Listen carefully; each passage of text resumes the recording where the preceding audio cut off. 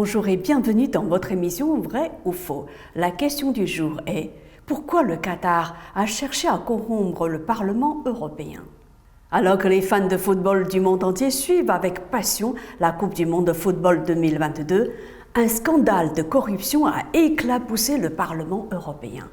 Le vendredi 9 décembre, le parquet fédéral belge a déclenché une vaste opération anticorruption impliquant le Qatar, pays organisateur de la Coupe du monde. 4 personnes ont été inculpées et écrouées pour appartenance à une organisation criminelle, blanchiment d'argent et corruption. Parmi elles, l'eurodéputée grecque et ex-vice-présidente socialiste du Parlement européen. Son nom, Eva Kaili. À son domicile, des sacs remplis d'argent liquide ont été retrouvés, ainsi que des sacs de luxe. Pierre Antonio Panzeri, député de 2004 à 2019, a lui aussi été arrêté. Dans sa résidence bruxelloise, la police a découvert 600 000 € en liquide. Âgé de 67 ans, Panzeri est connu comme un homme de réseau très influent au Parlement. Lors de ses précédents mandats, il a présidé la sous-commission des droits de l'homme de 2017 à 2019, ainsi que la délégation pour les relations avec les pays du Maghreb, à la tête desquels il a pris soin de placer ses proches. Les magistrats en charge de l'enquête le soupçonnent d'être à la tête d'une vaste organisation financée par le Qatar, avec pour mission d'influer sur la politique du Parlement européen au moyen de la corruption. Quant au père d'Eva Kaili, il a été interpellé avec une valise contenant environ 600 000 €, d'après le quotidien belge Le Soir. Depuis la perquisition de l'appartement d'Eva Kaili, celle-ci a été écartée du Parti socialiste grec au Parlement européen. Ses avoirs ont été gelés par l'autorité grecque de lutte contre le blanchiment d'argent.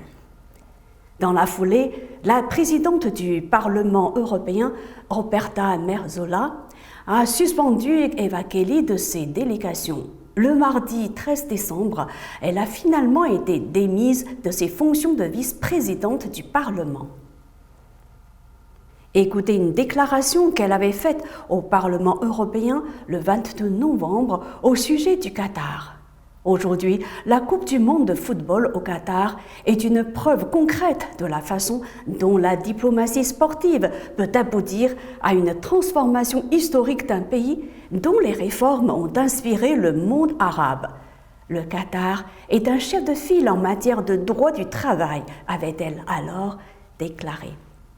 Aujourd'hui, au regard des soupçons de corruption qui entourent Eva Kaili, on peut s'interroger sur le degré de vérité dans ses propos. Maintenant, la question se pose de savoir pourquoi le Qatar a cherché à lui verser des pots de vin ainsi qu'aux 3 autres personnes inculpées comme elle. Selon certains médias français, le Qatar cherchait à protéger sa réputation entachée par le scandale des ouvriers morts dans la construction des stades du mondial de football. Il y a quelques semaines, une résolution sur les violations des droits de l'homme à l'occasion de la préparation de la Coupe du monde avait été débattue au Parlement européen. Eva Kaili, Marc Tarabella, Marie Arena et d'autres personnes avaient voté contre l'inscription de ce texte à l'ordre du jour.